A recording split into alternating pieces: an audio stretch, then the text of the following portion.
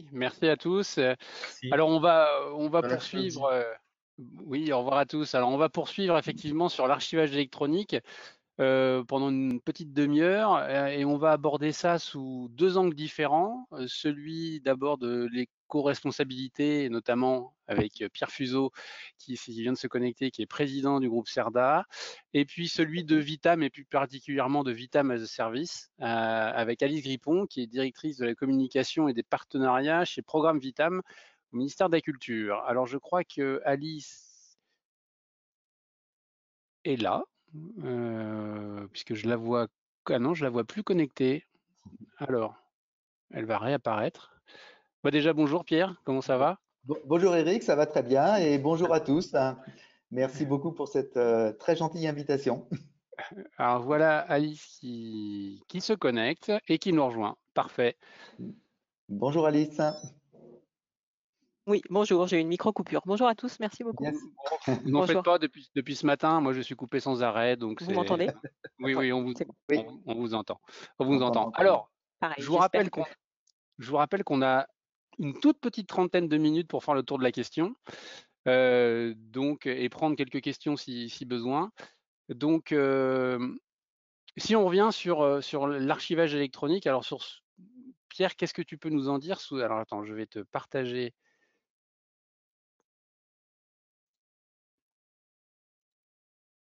Voilà, que tu aies la possibilité de. Est-ce qu'on voit quelque chose? Voilà, là on voit ton. Affichage, diaporama. Voilà, parce que j'ai bien aimé ce titre, plus de sécurité avec moins de carbone. Ça va? Oui, Mon écran est pleinement visible, c'est bien? pleinement visible, tout va bien. Excellent, excellent. Ben oui, bah, effectivement, quand on dit sécurité, souvent on dit beaucoup plus de données, beaucoup plus de techno, beaucoup plus de structures, beaucoup plus de machines, etc. Et en fait, bah, comment on fait de la sécurité avec moins de carbone? Euh, alors, euh, juste pour partager, mais là je rebondis sur l'intervention de ce matin qui disait ben, très clairement que ben, on n'est pas encore sorti du papier. Et donc, le sujet que je voulais partager avec tous, en fait, hein, c'est qu'on va vivre encore pendant un certain temps, voire très très longtemps, avec la notion d'hybridation, d'hybridicité, c'est-à-dire on va vivre avec du papier et aussi de l'électronique. Et ça, c'est effectivement un sujet assez compliqué. Simplement, ce qu'on peut dire, c'est qu'aujourd'hui, la démat a véritablement rendu obligatoire la mise en place d'un dispositif de système d'archivage. Et ce système d'archivage, il va être effectivement en permanence le socle de sécurité d'une dématérialisation éco-responsable qui doit effectivement être efficient et efficace. Alors, pour faire un tout petit point sur le marché de l'archivage hybride, encore un sujet un petit peu particulier. Bon, juste pour signaler, j'ouvre une parenthèse et je la referme rapidement. Il y a un programme européen, Jean-Marc évoquait la déclinaison de IDAS. Là, on parle effectivement un petit peu dans le même principe de e-archiving, en fait, hein, qui est de définir un modèle commun aux différents pays européens. Et donc, ben, c'est un bon début et peut-être on va déboucher sur la définition de niveau au même titre, effectivement, que la signature électronique. Mais bon, voilà, je voulais vous signaler ça de façon que vous puissiez effectivement vous y référer.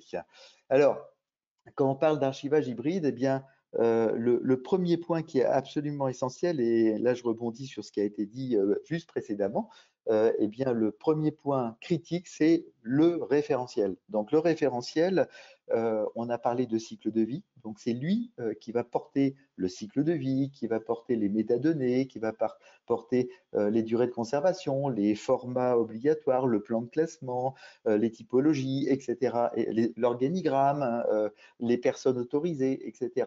Et donc, tous ces éléments-là, on en a absolument besoin pour à la fois piloter et gérer les systèmes d'archivage électronique, donc la version électronique, mais également la version physique, dans la mesure où si on a deux référentiels différents qui sont jamais d'équerre, etc., ça devient effectivement un petit peu compliqué. Donc ça, c'est le premier point essentiel, c'est-à-dire que si on n'a pas ça, et là, très clairement, qui est en charge de ça, c'est évidemment les gens du métier, ce sont les archivistes, mais ce sont les organisateurs, hein, ce sont toutes les personnes qui ont effectivement des engagements sur du documentaire et de l'organisation. Ensuite, on a deux blocs, le bloc 3 et le bloc 4. Hein. Donc le bloc, effectivement, il a été aussi évoqué, décrit avec un système 42013, un système d'archivage électronique. Donc ça, c'est le point 3. Et là, on est effectivement sur le bloc qui va, son job, c'est la conservation, la préservation dans le temps, en fait, des pièces à vocation probatoire ou pas, etc. Mais en tout cas, de la conservation. Et puis, le deuxième sujet, parce qu'on parle d'hybridité, donc parlons effectivement de papier, donc c'est le point 4, donc c'est le bloc qui sont effectivement les boîtes, les conteneurs, la conservation dans les salles d'archives, etc. Et donc là, on est effectivement sur les deux blocs de conservation. Et puis, à partir du moment où on a ce référentiel et ces blocs, eh bien, il y a des flux effectivement à gérer. Et donc, il y a le point 2 qui sont effectivement les flux d'entrée. Et les flux d'entrée, autant c'est plus ou moins compliqué quand on parle de papier parce que, bon, qu'est-ce qu'on met dans les boîtes, qu'est-ce qu'on met dans les dossiers, etc. Il faut les indexer, il faut les traiter, il faut les vérifier, il faut les contrôler. Donc, bon, c'est un vrai travail, c'est relativement complexe. Hein. C'est un travail aussi archivistique, mais aussi côté métier. Et le vrai sujet qui devient encore plus technique, technologique hein, et très précis, eh bien, ce sont les versements électroniques. Et là, je rebondis par rapport à ce qu'a dit Romain juste dans l'intervention précédente. C'est même effectivement l'objet de la dernière question qui a été posée. Le vrai sujet, c'est la maîtrise des flux qui rentrent dans le système d'archivage électronique, hein, puisque je parlais des flux électroniques, où là, on va vérifier les métadonnées, on va bloquer des flux qui sont effectivement incomplets, avec des métadonnées manquantes ou des durées de conservation manquantes ou des plans de classement manquants, etc. Des formats qui étaient prévus mais qui ne sont pas au rendez-vous, un Word qui passe alors qu'on attendait un PDF, une signature qui n'est pas présente sur un document alors qu'elle devrait être présente. Et donc là, on a véritablement des niveaux de sécurité qui sont attendus et qui sont effectivement la clé de la propreté, de la sécurité. Donc là, comme vous pouvez imaginer, tous ces traitements de contrôle, sécurité, validation, revérification, etc., quelque part, on est dans une énorme consommation de ressources machines, de ressources informatiques, etc. Et j'y reviendrai après quand on évoquera la partie éco-responsabilité. Donc ça, c'est le deuxième point. Et puis, le cinquième point, parce qu'il y a un moment donné, et Jean-Marc le disait très bien tout à l'heure, évidemment, il y a l'accès et la diffusion, c'est-à-dire les documents qui sont conservés doivent pouvoir être accédés, pas nécessairement extraits, hein, puisque effectivement, sauf en cas de réversibilité, mais on doit y avoir accès et donc on doit avoir les autorisations d'accès. Et là, on a effectivement à la fois surtout quand on est dans le public, on a un sujet de sécurité et de confidentialité pour effectivement des documents de type administratif avec des valeurs administratives. Et puis, il y a la partie, et Arnaud en parlait fort bien, sur la partie courante, intermédiaire et définitive. La partie définitive a pour vocation d'être accédée en grand volume, puisque effectivement, on va accueillir tous les chercheurs et toutes les personnes qui sont intéressées par le patrimoine, en fait. Hein. Donc, l'accès via les portails. Et donc, à partir de ce moment-là, aujourd'hui, le marché des solutions d'archivage hybride, on a fait récemment avec nos grands amis et clients Sin78 et les différents CD, une analyse du marché. Et ce qui ressort de ça, c'est que le marché, il est en train de maturer extrêmement rapidement, mais il est encore à maturer. Pourquoi? Parce que souvent, les référentiels, eh bien, à l'origine, c'était les logiciels d'archivage physique comme l'IGEO, par exemple, qui effectivement portaient les référentiels. Et donc, le référentiel, il a besoin d'être connecté aussi à un système d'archivage électronique. Donc, il y en a un qui porte. Et alors, qu'est-ce qu'on connecte ensuite? Est-ce que c'est le logiciel d'archivage physique qui va ensuite se connecter à un sous-système d'archivage électronique de type Azalea ou de type Vitam, par exemple, ou ça va être l'inverse, c'est-à-dire, par exemple, si on a un logiciel de type Xeliance ou Spark, ben, on va probablement avoir référentiel hébergé dans le système d'archivage électronique qui va ensuite être passé, la main va être passée ensuite à l'archivage physique. Et donc, l'un dans l'autre, vous voyez, on est sur des logiciels qui ne sont pas des logiciels uniques, mais qui sont des briques qui sont déjà pré-interfacées, mais qui restent aujourd'hui encore à se stabiliser, à être proposées effectivement sur le marché. Et Alice, tout à l'heure, va le préciser effectivement en zoomant bien sur la notion de référentiel, de système d'archivage électronique, avec le retour d'expérience et cette offre de Vitam. Alors voilà, donc encore à maturer. Et du coup, je voulais passer sur cette petite touche, et vous connaissez eh bien, cet engagement du groupe CERDA sur l'éco-responsabilité. On a publié en open source un référentiel, et ce référentiel, là, j'ai extrait en fait des éléments de production d'émissions de gaz à effet de serre sur de l'archivage, du classement. Alors, si on prend par exemple le numéro 13, là, on est 1 méga de conservation en GED transverse et collaboratif pendant 5 ans. Et donc, le méga, globalement, va émettre en gaz à effet de serre sur une fourchette. On a pris des fourchettes, hein, on a effectué avec la coopérative carbone des mini bilans carbone. Et donc, le méga va émettre entre 17,7 grammes et 75 grammes en fonction des volumétries, des capacités machines, externalisées, internalisées, etc. Donc voilà, voilà un premier repère. Pour 5 ans, je prends au plus 75 grammes.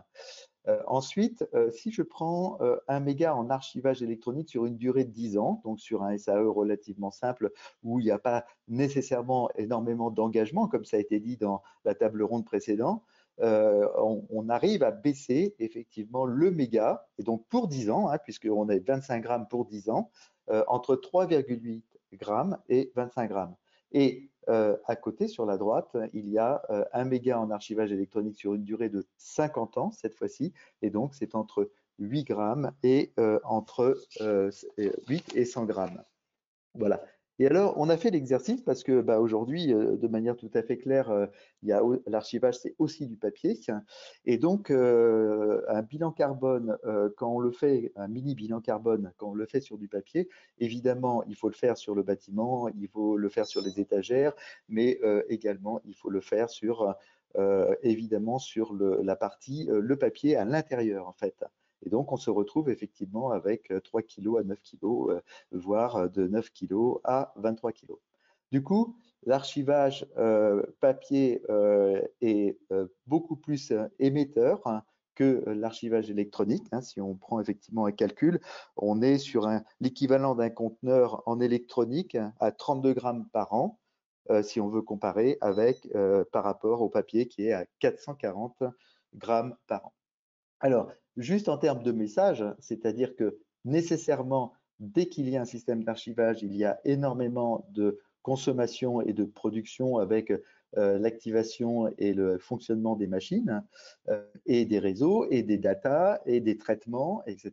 Donc, infrastructure, forte activité de journalisation et puis il y a effectivement régulièrement de la migration. Et donc, du coup, l'avantage de l'archivage, c'est de permettre de transférer du grammage de CO2 en fait en environnement chaud de type GED vers un environnement de type froid. On n'y accède pas tous les jours. Et puis, il y a la possibilité extrêmement recherchée par les DSI de décommissionner les applications, donc de transférer en archivage l'ensemble des datas comme des documents, évidemment. Et donc, on se retrouve à pouvoir également mutualiser plusieurs SAE au profit, effectivement, d'un seul. La prestation de service externalisée est un exemple parfait de mutualisation, mais il y a beaucoup de collectivités territoriales qui ont mutualisé aussi des SAE en interne. Voilà, et donc, du coup, je voulais conclure sur cette petite note de l'archivage éco-responsable. La réponse est tout à fait oui. Entendu, merci Pierre pour cet éclairage. Alors, on va peut-être, Alice, que vous passez à Vitam pour le coup et Ouais. que vous nous présentiez un petit peu Vitam as Service. Est-ce que vous avez besoin que je vous Oui, donne la je veux possibilité de bien. J'ai procéder? essayé. Oui, Oui, je veux bien parce que j'ai essayé de mettre les idées principales sur des choses pour ceux qui et m'entendent voilà. parfois en présentation, peut me prendre plusieurs heures. Donc là, je vais essayer de tout condenser. Vous voyez bien l'écran? C'est bon? Oui, oui, oui. OK. Et puis j'ai pris un petit peu l'image des poupées russes puisque pour ceux qui suivent Vitam depuis, longtemps maintenant, c'est un petit peu, essayer de clarifier, ce qui s'imbrique, l'un dans l'autre puisque, eh bien, on aime bien les défis et les projets et donc, on s'est pas trop contenté du 1er projet. Donc ce 1er projet, c'était donc ce que le programme Vitam a initié, heu, officiellement à partir de 2015, évidemment en réflexion bien avant, qui est la production d'une solution logicielle qui était là pour être implémenté au départ par les 3 ministères porteurs. Pour rappel, c'est donc la culture, les armées et les affaires étrangères. Le programme Vitam devait accompagner cette implémentation et puis favoriser la réutilisation de cette solution logicielle dans d'autres contextes. Donc on avait une attention particulière sur une communauté de réutilisateurs et on visait évidemment, je dirais, la contribution et l'ajout de fonctionnalités par contribution, puisqu'on se situait bien dans une philosophie logiciel libre. Donc ça, c'est un petit peu, l'idée du départ, avec, un projet qui était là, lancé pour au départ 7 ans et qui s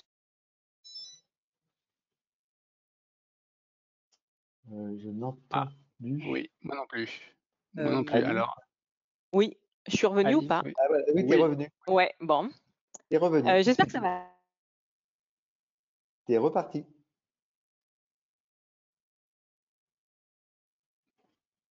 non, Alice?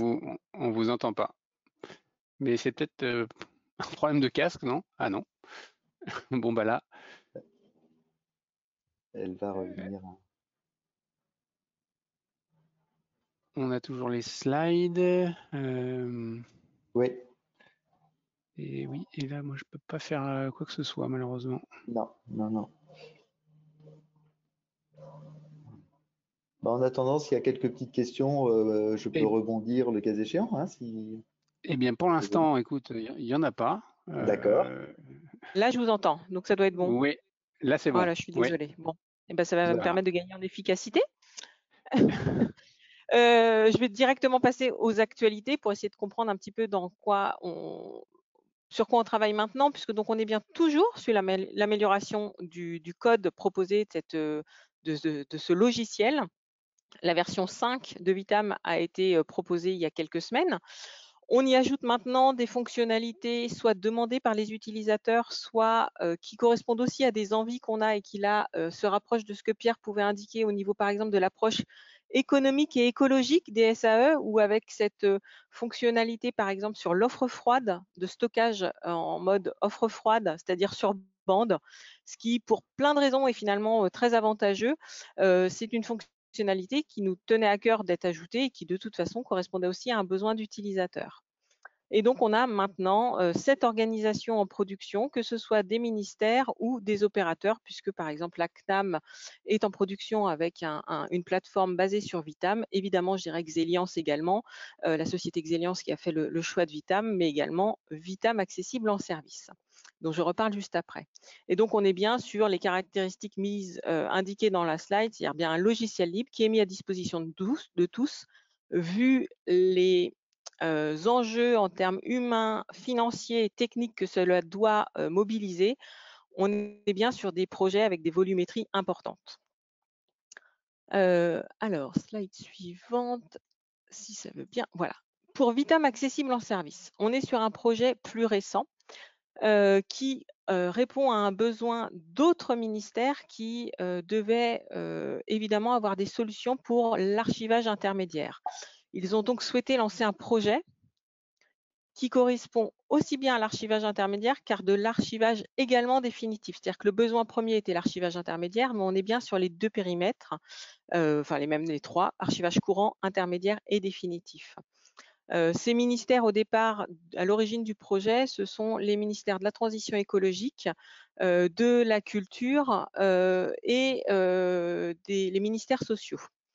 Et donc, depuis septembre 2021, est proposé un service complet, Vitam accessible en service, qui est destiné là aux organisations du secteur public, que ce soit des ministères, des opérateurs ou des collectivités territoriales. L'idée est bien d'avoir un service complet qui associe au socle logiciel qu'on propose des infrastructures de stockage. Et donc, on est sur un stockage proposé par la DGFiP, un cloud souverain de la DGFiP, pour lequel il est nécessaire d'être accordé au RIE. Je vous ai indiqué quelques chiffres sur l'usage du service actuel qui a donc maintenant 7 à 8 mois d'existence. Et on continue là aussi à améliorer le produit et à livrer des nouvelles fonctionnalités, en particulier, par exemple, l'authentification par Agent Connect, qui est le France Connect qu'on peut connaître nous en tant que citoyens, mais là pour les agents de l'État. Et donc, on est bien sur un service destiné aux organisations publiques qui passe par la signature d'une convention de coopération public-public pour un service évidemment totalement homologué par les RSSI des ministères qui l'utilisent et l'ANSSI ainsi que la DINUM. Quelques mots sur la sécurité et l'homologation, puisque la journée se place quand même aussi sur cet axe sécurité et homologation. Vitam bénéficie depuis le début d'une attention particulière portée à la sécurité et à l'homologation avec des actions au quotidien, avec des audits de sécurité réalisés par version, avec des tests d'intrusion, des tests de déploiement, des relectures techniques du code, ce qui nous permet de conduire des homologations du logiciel de manière très régulière, avec 2 homologations par an depuis cette année, avec Vitam accessible en service qui sert de projet d'implémentation au code qui est lui-même analysé et donc en partie homologué. Donc l'homologation de référence est bien celle de Vitam accessible en service. Quelques mots peut-être, mais je voudrais laisser du temps aux questions, si mon réseau le permet. Quelques mots sur la... Pour l'instant, ça va. non, voilà, oui. D'accord. Bon. On n'en a pas, et on n'en a pas surtout, des questions. Bon, voilà. Très bien. Alors, si vous en avez, posez-en, posez-en, mais effectivement, pour l'instant, on n'en a pas. Donc, je vous en prie. Merci beaucoup.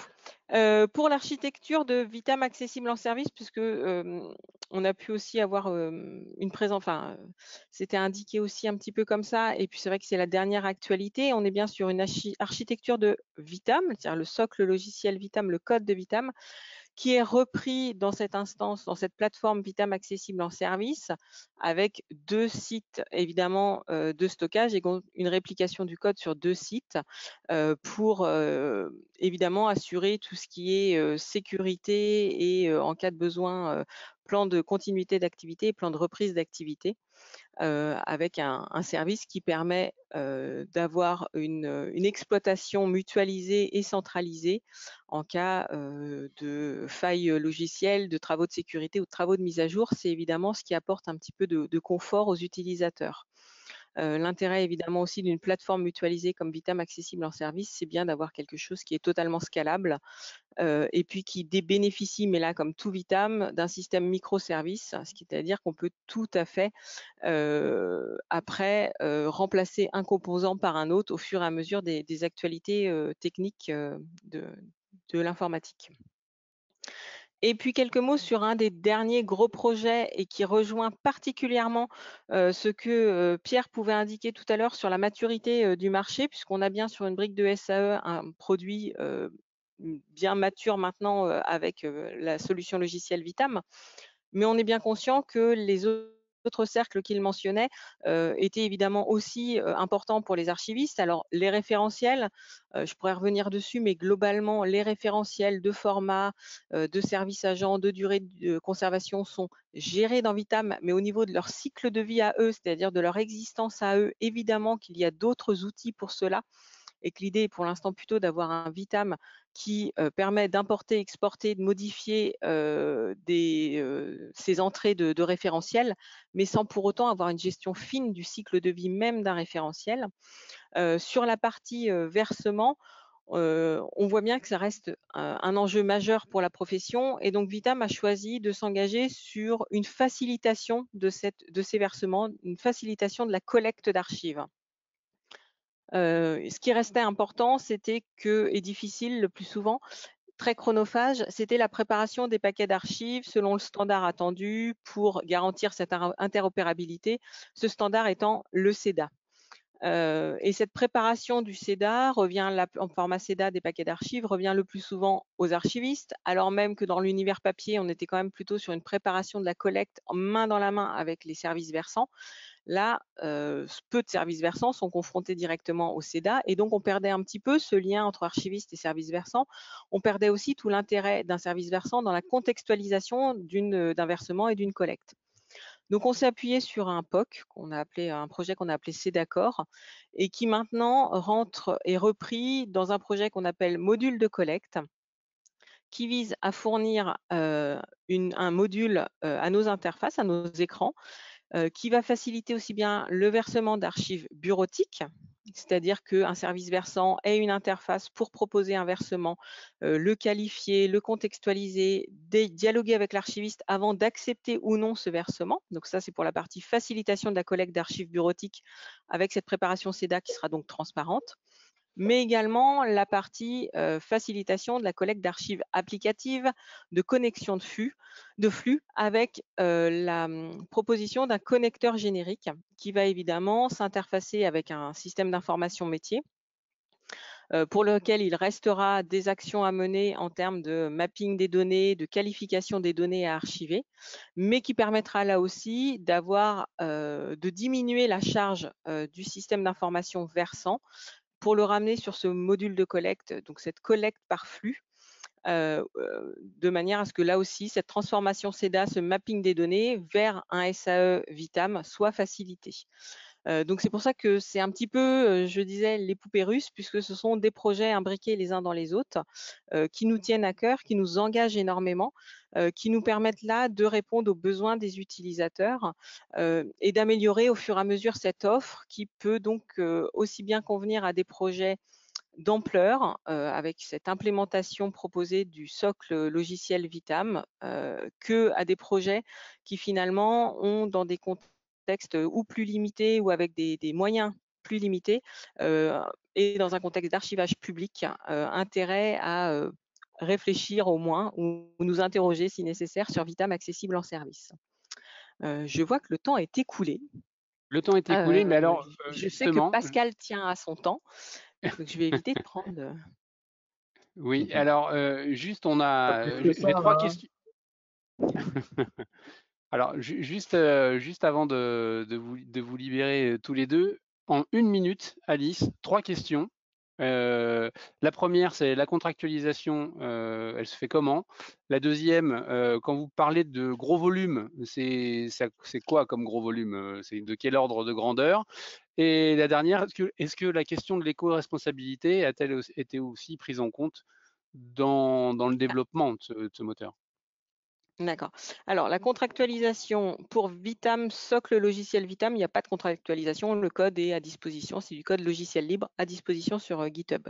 La contractualisation pour Vitam accessible en service se passe entre l'organisation publique et le ministère de la Culture sur la base de ce qu'on appelle donc la convention de coopération public-public, qui est un système de conventionnement, de contractualisation qui permet de cadrer l'usage, de définir l'organisation financière de VAS. J'en ai pas parlé, mais je rejoins complètement ce qui a été dit à la table ronde précédente.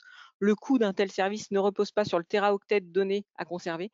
Actuellement, un téraoctet sur une année, c'est 230 € par an.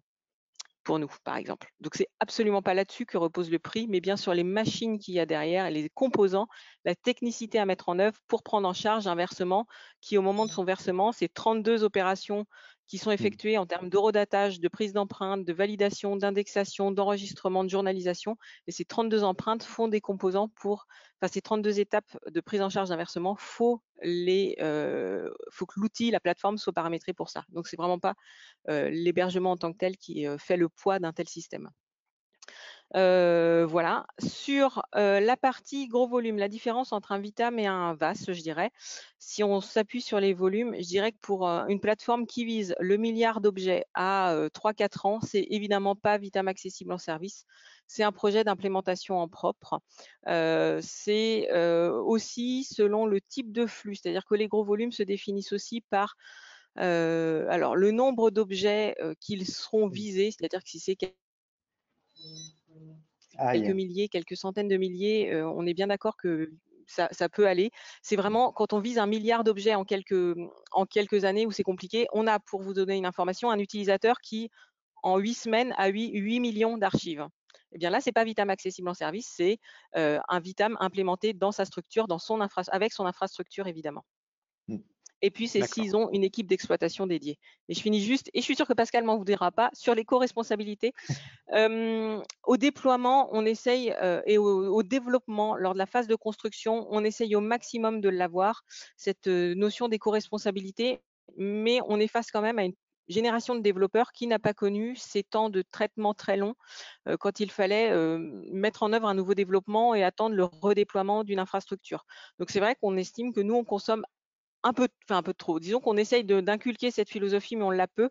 Par contre, on l'a beaucoup plus maintenant dans les fonctionnalités développées. Je vous parlais de l'offre froide, mais on l'a également dans tout ce qui est métrique et alerte sur l'outil, qui nous permettent aussi de voir là où on a des failles et des choses à améliorer pour tous les exploitants. Voilà, en quelques mots. Très bien. Bah, écoutez, merci. Merci à tous les deux de nous avoir éclairés sur ce sujet. Je suis désolé, le temps est contraint. Donc, écoutez, à une prochaine fois. Au revoir à tous les deux. Et puis, au revoir à tous. Au revoir. À bientôt Pascal aussi. Au revoir, à bientôt, plaisir de te revoir, Alice. Et donc, alors, on passe.